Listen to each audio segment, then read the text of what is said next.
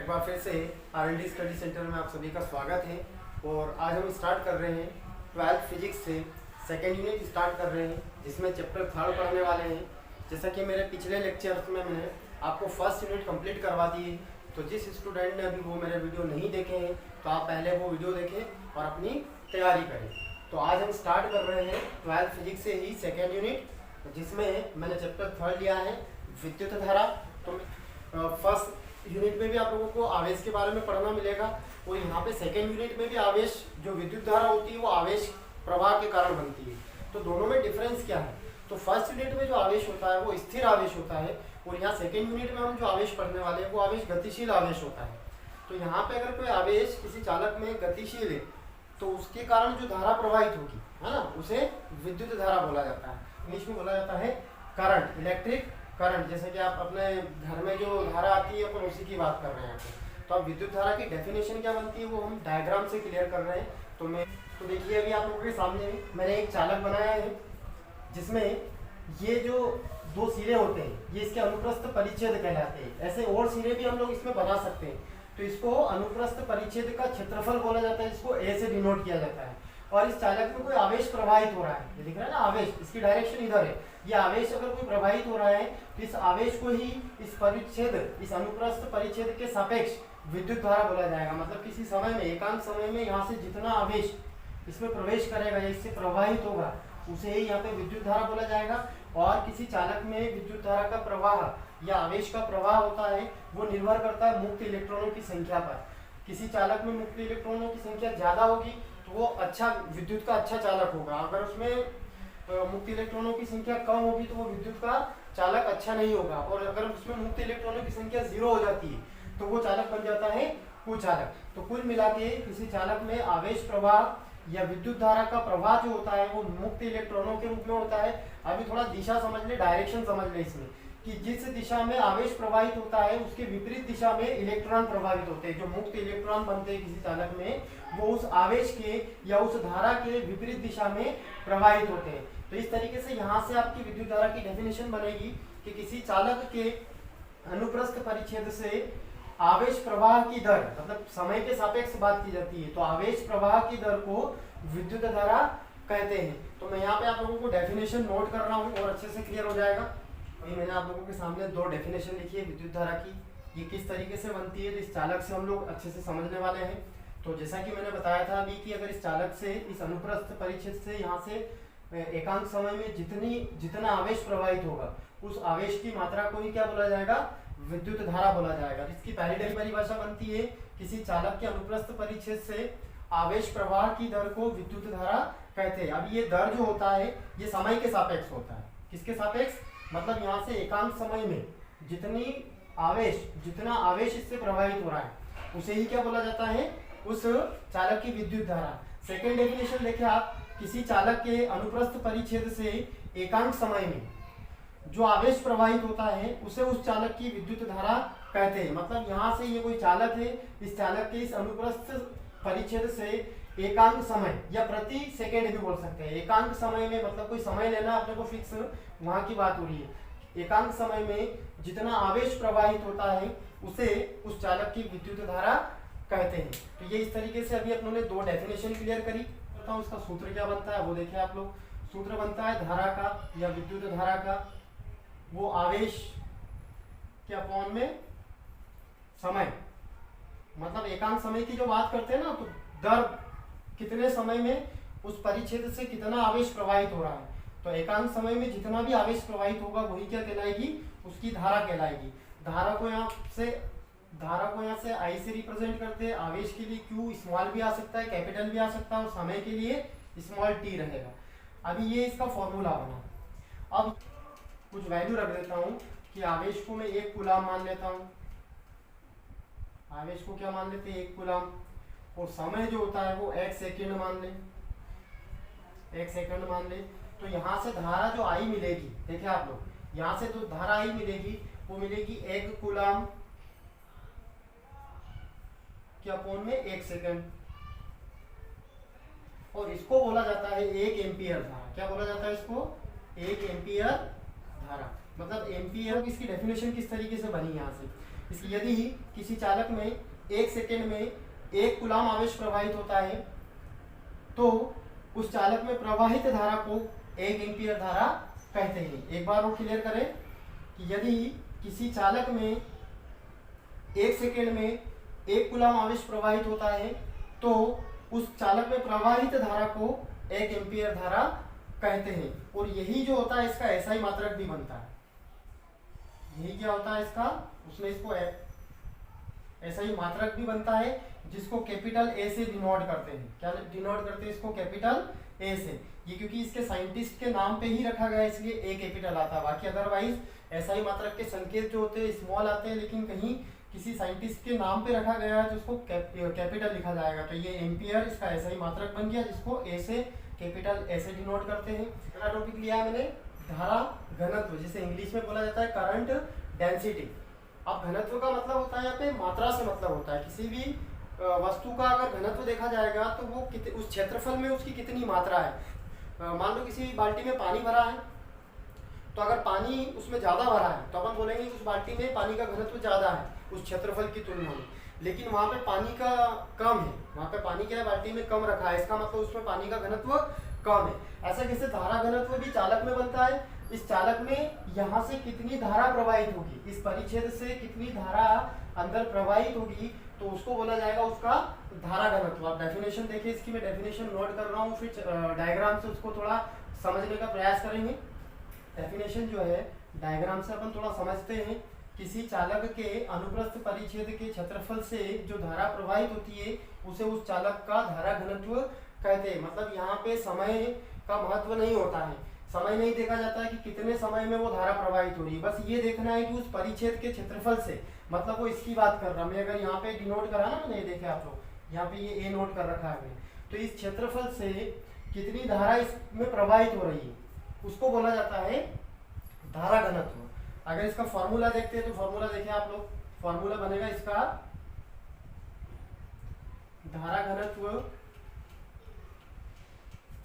Equal में आएगा, ऊपर देखो ऊपर क्या आना है, धारा प्रवाहित हो रही, कितनी धारा प्रवाहित हो रही है। और अभी अपनों ने विद्युत धारा की डेफिनेशन के फॉर्मूला जो देखा था उसमें क्या था, आवेश प्रवाहित हो रहा था, तो ऊपर आवेश आया था, नीचे क्या आएगा, क्षेत्रफल आएगा, यहाँ पे बोला जाएगा। तो यहाँ पे इसको जैसे डिनोट करते हैं, धारा आई से और क्षेत्रफल ए से आएगा। ये एरिया होता है, ये क्षेत्रफल की बात करता है। अभी इसका अगर ऐसा ही मात्रक देखिए, ऐसा ही मात्रक की बात करें तो क्या बनेगा, देखिए यहाँ से ऐसा ही मात्रक कैसे बनेगा, इसका ऐसा ही मात्रक बनेगा धारा और क्षेत्रफल से। तो धारा का ऐसा ही मात्रक होता है एम्पियर, एम्पियर आएगा, और क्षेत्रफल क्या है बटे में तो प्रति, और क्षेत्रफल के लिए क्या था मीटर स्क्वायर। तो ये इसका क्या बन गया, तो ऐसा ही मात्रक बन गया। नेक्स्ट टॉपिक लिया मैंने अनुगमन वेग या अपवाह वेग क्या होता है, जिसे इंग्लिश में बोला जाता है ड्रिफ्ट वेलोसिटी। और ये अनुगमन वेग जो होता है किसी चालक में जो इलेक्ट्रॉन बनते हैं, मुक्त इलेक्ट्रॉन बनते हैं, उनका वेग होता है। क्योंकि किसी चालक में धारा प्रवाह या आवेश प्रवाह जो है मुक्त इलेक्ट्रॉनों के कारण होता है। तो अगर उसमें मुक्त इलेक्ट्रॉन गति करते हैं तो वो जिस वेग से गति करते हैं उसको क्या बोला जाता है, अनुगमन वेग। तो देखिए आप लोग डेफिनेशन, किसी चालक में मुक्त इलेक्ट्रॉन विद्युत क्षेत्र के प्रभाव में एक नियत औसत वेग से प्रवाहित होते हैं। इस नियत औसत वेग को अनुगमन वेग कहते हैं। इसे Vd से व्यक्त करते हैं, जिसे पढ़ा जाता है वेलोसिटी ऑफ ड्रिफ्ट। तो इस तरीके से अपनों ने अनुगमन वेग की डेफिनेशन क्लियर करी। एक बार फिर मैं बता देता हूँ कि अनुगमन वेग जो है मुक्त इलेक्ट्रॉनों का वेग होता है, न कि उस चालक में किसी धारा का वेग होता है। वो होता है मुक्त इलेक्ट्रॉनों का वेग, और मुक्त इलेक्ट्रॉनों के कारण ही किसी चालक में धारा प्रवाहित होती है। आगे हम इसमें पढ़ेंगे कि अनुगमन वेग और धारा घनत्व या अनुगमन वेग एवं धारा में क्या संबंध होता है। और बहुत अगला टॉपिक मैंने लिया है अनुगमन वेग एवं धारा घनत्व में संबंध, कि किस तरीके से अनुगमन वेग और धारा घनत्व में संबंध बनता है। तो अनुगमन वेग को कैसे दर्शाते हैं, Vd, और धारा घनत्व के लिए J होता है। तो इन दोनों में क्या संबंध बनता है वो एक डेरिवेशन के माध्यम से हम प्रूफ करने वाले हैं कि दोनों में क्या रिलेशन बनेगा। और बहुत इंपॉर्टेंट टॉपिक है, बहुत इंपॉर्टेंट क्वेश्चन बनता है इससे, जो एग्जाम में पूछा जाता है। तो आप अच्छे से इसको क्लियर करें। अब इसके लिए क्या होगा, अनुगमन वेग और धारा घनत्व किस में बनते हैं, चालक में बनते हैं कि चालक में धारा प्रवाहित होती है, उसमें मुक्त इलेक्ट्रॉन होते हैं, है ना। तो यहाँ पे देखिए आप लोग कि PQ कोई चालक है जिसे एक बैटरी से जोड़ा गया है, ये इसका प्लस और इसका माइनस सिरा है। जब धारा प्रवाहित जो होती है, किसी भी टर्मिनल से धारा प्रवाहित होती है किसी बैटरी से, तो वो प्लस टर्मिनल से प्रवाहित होती है ना। तो ये धारा जब प्रवाहित होगी तो ये इसमें किस तरीके से प्रवाहित होगी वो देखें। और यहाँ पे एक विद्युत क्षेत्र बनेगा, है ना, एक विद्युत क्षेत्र बनेगा, जैसे अभी अनुगमन वेग की डेफिनेशन में अपने क्लियर करा था। और जो जिधर धारा प्रवाहित होती है, जिस दिशा में धारा प्रवाहित होती है उसके विपरीत दिशा में क्या होते हैं, मुक्त इलेक्ट्रॉन गति करते हैं। और अनुगमन वेग किसका बनता है, उन मुक्त इलेक्ट्रॉन का ही बनता है अनुगमन वेग। तो यहाँ अपन दोनों में संबंध क्लियर करने वाले हैं। तो इसकी थ्योरी क्या बनेगी, वो थ्योरी आप लोग देखें। माना PQ क्या है, चालक है, A है अनुप्रस्थ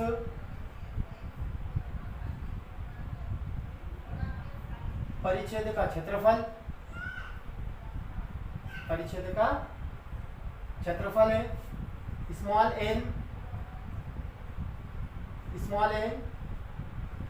n होता है प्रति एकांक आयतन में इलेक्ट्रॉनों की संख्या, किसकी, मुक्त इलेक्ट्रॉनों की संख्या। इलेक्ट्रॉन या इलेक्ट्रॉन बोल सकते हैं, इलेक्ट्रॉन होते हैं, ठीक है ना। और Vd जो होता है वो अनुगमन वेग होता है, अनुगमन वेग होता है, किनका होता है, मुक्त इलेक्ट्रॉनों का। तो इसकी थ्योरी क्या बनती है, माना PQ एक चालक है जिसके अनुप्रस्थ परिच्छेद का क्षेत्रफल A, प्रति एकांक आयतन में इलेक्ट्रॉनों की संख्या n एवं इलेक्ट्रॉनों का अनुगमन वेग Vd है। तो यहीं से जो है हम ये डिसाइड करने वाले हैं कि इस चालक से किसी अनुप्रस्थ परिच्छेद से 1 सेकेंड में कितना आवेश प्रवाहित होगा या कितने इलेक्ट्रॉन गुजरेंगे, है ना। इलेक्ट्रॉन जितने गुजरेंगे उतना ही उसमें आवेश बनेगा। तो जितने इलेक्ट्रॉन गुजरेंगे वो निकालने वाले हैं। तो पहले अपन 1 सेकेंड के लिए निकालने वाले हैं, फिर उसको t सेकेंड में जाने वाले हैं कि t सेकेंड में कितने जाने वाले हैं। तो यहाँ पे इसकी डेरिवेशन की शुरुआत होती है, इसीलिए प्रति सेकेंड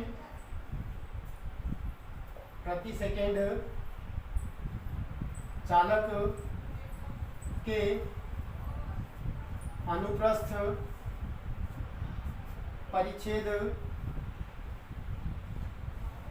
से गुजरने वाले इलेक्ट्रॉन की संख्या, कितने इलेक्ट्रॉन गुजरेंगे, तो वो गुजरेंगे, देखना आप लोग उस क्षेत्रफल में कितने, प्रति एकांक आयतन में कितने इलेक्ट्रॉन हैं और उनका अनुगमन वेग क्या है, उन तीनों का अगर मल्टीप्लाई कर देते हैं तो आपके उस इलेक्ट्रॉन की संख्या आ जाती है। अब ये प्रति एकांक आयतन क्या होता है, यहाँ मान लो मैं इस तरीके से इस चालक का कोई सिरा ले लेता हूँ और इसमें प्रति एकांक आयतन में इलेक्ट्रॉन क्या है, n है। तो ऐसे कैसे इस पूरे क्षेत्र से कितने निकलेंगे, तो क्षेत्रफल और वो एकांक आयतन में इलेक्ट्रॉनों की संख्या और उनका अनुगमन वेग क्या है, उनकी स्पीड क्या है, किस गति से वो निकल रहे हैं, उन तीनों का मल्टीप्लाई कर देंगे तो प्रति सेकेंड उससे गुजरने वाले इलेक्ट्रॉनों की संख्या आएगी। अभी यहाँ पर t सेकेंड में बात करेंगे, t सेकेंड में उस चालक के परिच्छेद से गुजरने वाले इलेक्ट्रॉनों की संख्या। तो अभी 1 सेकेंड में, प्रति सेकेंड का मतलब होता है 1 सेकेंड में इतने गुजर रहे हैं, तो t सेकेंड में कितने गुजरेंगे, t का मल्टीप्लाई करना। तो ये t सेकेंड में आ चुका है। अब बात करेंगे कि प्रत्येक इलेक्ट्रॉन पर आवेश कितना है, तो प्रत्येक इलेक्ट्रॉन पर आवेश यहाँ पे E मानेंगे, है ना। अभी अपन आगे पढ़ेंगे कि यदि प्रत्येक इलेक्ट्रॉन पर आवेश E हो, तब जो है मैं बात करूंगा t सेकेंड में, तब यहाँ अपन क्लियर करेंगे कि t सेकेंड में उस चालक के अनुप्रस्थ परिच्छेद से गुजरने वाला कुल आवेश कितना होगा। यहाँ तक अपन ने क्लियर करा है कि t सेकेंड में उस चालक के अनुप्रस्थ परिच्छेद से कितने इलेक्ट्रॉन निकलेंगे, है ना, कितने इलेक्ट्रॉन निकलेंगे। और प्रत्येक इलेक्ट्रॉन का अगर आवेश E है तो टोटल जो n इलेक्ट्रॉन होंगे उसमें इसका मल्टीप्लाई कर देते हैं तो वो सभी का आवेश आ जाता है। तो इसी तरीके से t सेकेंड में उस चालक के अनुप्रस्थ परिच्छेद से अगर आवेश की मात्रा निकालेंगे तो आवेश को q से दर्शाएंगे। मैं यहाँ पे आवेश बता देता हूँ। आवेश जो q होगा इक्वल में अभी तक जो चल रहा था a n v d dot में t, इसमें उस एक इलेक्ट्रॉन पर जितना आवेश होता है उसका मल्टीप्लाई कर देंगे तो उस परिच्छेद से t सेकेंड में कितना आवेश निकलेगा वो चीज क्लियर हो जाएगी। यहाँ पे क्या बनेगा एक बार सुने आप। t सेकेंड में चालक के अनुप्रस्थ परिच्छेद से गुजरने वाला कुल आवेश बनेगा। अभी तक चल रहा है कुल इलेक्ट्रॉनों की संख्या, लेकिन जैसे ही प्रत्येक इलेक्ट्रॉन पर आवेश e होता है तो कुल आवेश क्या बनेगा, उसमें e का मल्टीप्लाई कर देंगे जो फॉर्मूला ऊपर चल रहा है। अभी आगे अगर देखा जाए तो धारा का एक फार्मूला आप लोगों को पता होता है, धारा I इक्वल में होता है, धारा I इक्वल में होता है आवेश के बटे में समय। आवेश के बटे में समय या अभी अपन बेसिक में पढ़े हैं। यहाँ पे Q का मान रखना है, Q का मान रखेंगे। जैसे ही Q का मान रखेंगे देखें क्या बने, I इक्वल में यहाँ पे ये वैल्यू रखना है a n v d t dot में e और अपॉन में क्या आ जाएगा t आ जाएगा। तो देखें यहाँ पे ये t से t कैंसिल हो रहा है तो I इक्वल में बन रहा है a n v d dot में e। तो ये वाला एक रिलेशन बना है। यहाँ तक अपने एक रिलेशन कंप्लीट कर लिया है कि ये संबंध किस में बना है, धारा में और अनुगमन वेग में संबंध बना है। उस चालक की विद्युत धारा और मुक्त इलेक्ट्रॉनों के अनुगमन वेग में यहाँ संबंध बना है। अभी अपना क्वेश्चन क्या है, धारा घनत्व और अनुगमन वेग मतलब Vd और J में जाना है ना, J में बताना है संबंध, मतलब धारा घनत्व में बनाना है। तो यहाँ पे एक फार्मूला और लगा रहा हूँ मैं, धारा घनत्व J का फार्मूला बता रहा हूँ जो मैंने अभी बताया था कि जितनी धारा प्रवाहित होती है किससे, उसके क्षेत्रफल से, है ना, वो कहलाता है उसका धारा घनत्व। यहाँ पे वैल्यू किसकी रखना है, I की वैल्यू रखेंगे। देखिए I की वैल्यू रखेंगे क्या आएगा, a n v d e के अपॉन में a आएगा। तो फाइनल स्टेप क्या बनेगी, यहाँ पे a से a कैंसिल होगा तो j इक्वल में मिलने वाला है n v d और e। ये फाइनली जो है संबंध बनेगा किसमें, धारा घनत्व और अनुगमन वेग में संबंध बनेगा। तो इस तरीके से बहुत इंपॉर्टेंट टॉपिक था ये, अपनों ने क्लियर करा है। मैं एक बार और अच्छे से इसको क्लियर करवा देता हूँ कि माना PQ एक चालक है जिसके अनुप्रस्थ काट का क्षेत्रफल a, इसकी बात कर रहे हैं। उसके एकांक आयतन में, प्रति एकांक आयतन में इलेक्ट्रॉनों की संख्या, ये इसकी बात कर रहा हूँ मैं n, और उन इलेक्ट्रॉनों का अनुगमन वेग vd है। तो इसीलिए प्रति सेकेंड चालक के अनुप्रस्थ परिच्छेद से मतलब यहाँ से गुजरने वाले इलेक्ट्रॉनों की संख्या क्या होगी, तो तीनों का मल्टीप्लाई हो जाएगा। क्षेत्रफल मतलब उस एरिया में क्षेत्रफल बढ़ेगा तो इलेक्ट्रॉनों की संख्या बढ़ेगी, है ना। और अनुगमन वेग, अगर स्पीड ज्यादा होगी तो ज्यादा गति से वो इलेक्ट्रॉन निकलेंगे तो भी इलेक्ट्रॉनों की संख्या बढ़ेगी। और प्रति एकांक इलेक्ट्रॉन में अगर यहाँ पे इलेक्ट्रॉनों की संख्या बढ़ती है तो पूरे चालक में संख्या बढ़ेगी, तो उससे तीनों का मल्टीप्लाई करेंगे तो प्रति सेकेंड आएगा। ऐसे इसको t सेकेंड पे ले जाएंगे तो t सेकेंड में t का मल्टीप्लाई हो जाएगा, क्योंकि ये 1 सेकेंड का है तो ये t सेकेंड का आ जाएगा। आप बात करेंगे कि यदि प्रत्येक इलेक्ट्रॉन पर आवेश e हो, जितने भी यहाँ पे n इलेक्ट्रॉन है, ये नंबर बता रहा है, इलेक्ट्रॉन की संख्या बता रहा है, जितने भी इलेक्ट्रॉन है उन सब पे प्रत्येक पे e आवेश है, तो t सेकेंड में चालक के अनुप्रस्थ परिच्छेद से गुजरने वाला कुल आवेश जो बनेगा वो q इक्वल में जो अभी तक इलेक्ट्रॉनों की संख्या थी उसमें प्रत्येक इलेक्ट्रॉन के आवेश का मल्टीप्लाई कर देंगे तो वो कुल आवेश आ जाएगा। फिर धारा का एक फार्मूला होता है I इक्वल में आवेश बटे समय। यहाँ पे Q का मान रखेंगे तो T से T कैंसिल होगा, तो ये जो संबंध बनेगा ये धारा, विद्युत धारा और अनुगमन वेग में संबंध बना। फिर एक फार्मूला होता है धारा घनत्व का जो होता है I के अपॉन में A। यहाँ पे वैल्यू रखना है I के ऊपर से, जैसे I की वैल्यू रखेंगे तो A से A कैंसिल आउट होगा तो J इक्वल आएगा n VDE, और ये जो संबंध होगा वो अनुगमन वेग और धारा घनत्व में संबंध बनता है। तो इस तरीके से आज के लेक्चर में हम लोगों ने सबसे पहले क्लियर करा कि विद्युत धारा क्या होती है, फिर अनुगमन वेग क्या होता है, और फिर अनुगमन वेग और धारा घनत्व में संबंध क्या बनता है। तो ऐसे करके ऐसे ही वीडियो प्राप्त करने के लिए आप लोग चैनल को लाइक करें, शेयर करें और सब्सक्राइब करें, ताकि आने वाले वीडियो का नोटिफिकेशन आप लोगों को कंटिन्यू मिलता रहे। Thank you.